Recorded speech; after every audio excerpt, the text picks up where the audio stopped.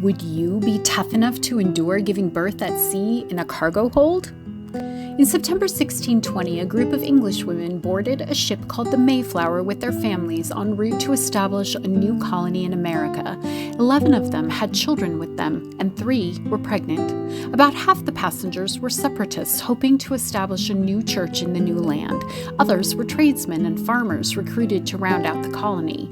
We don't know how any of the women felt about leaving England, but they would have had no choice but to acquiesce to their husbands' wishes, even if that meant boarding an overcrowded ship bound for a howling wilderness only weeks from giving birth. The Mayflower was a cargo ship not built for transporting passengers or for traversing the open ocean, so the journey was rough and slow, and the passengers lived on a lower deck where each person had a space about the size of a twin bed.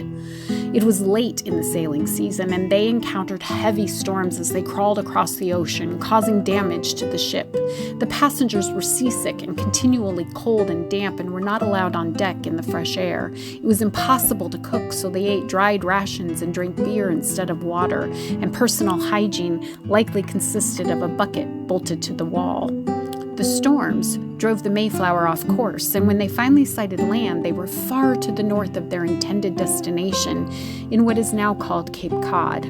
While the men made expeditions looking for a good place to establish a settlement and later to build houses for everyone, the women stayed behind on the ship to care for the children and the growing number of sick people in freezing and filthy conditions.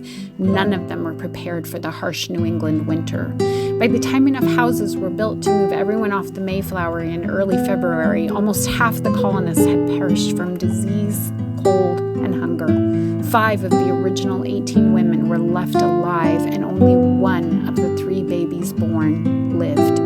Against all odds, the settlement named Plymouth Colony survived, and millions of people are descended from those brave women who sailed on board the Mayflower.